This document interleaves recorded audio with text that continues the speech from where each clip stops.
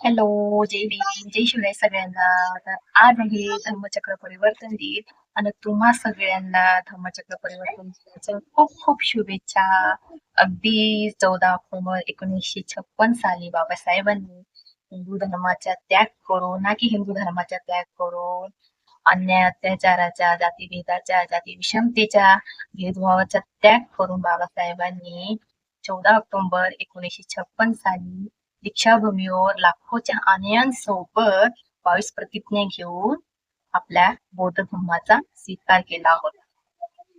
हा दिवस अगदीच खूप महत्वाचा आणि खूप खास आहे. आणि आजच्या दिवसाचे वैशिष्ट्य असं आहे की आजच्या दिवस असत्यावर सत्याची जीत व खोट्यावर खऱ्याची जीत, अन्यायावर न्यायाची जीत असा मानला गेला आहे. बाबासाहेबांनी तेच केलं. बाबासाहेबांनी बौद्ध धर्माचे स्वीकार करून सगळ्या अनुयायांना एक फ्रीडम दिलं, एक न्याय प्रणाली दिली, एक एक अ, समता दिली, समानतेची वा समानतेचा हक्क दिला. बौद्ध धर्म स्वीकार करून एक स्वतंत्र एक बौद्ध धर्म दिला बाबासाहेबांनी.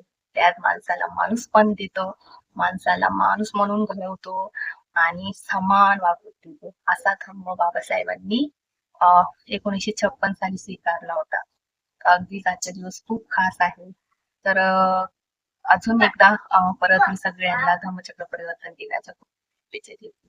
जय भीम, जय श्रीराम.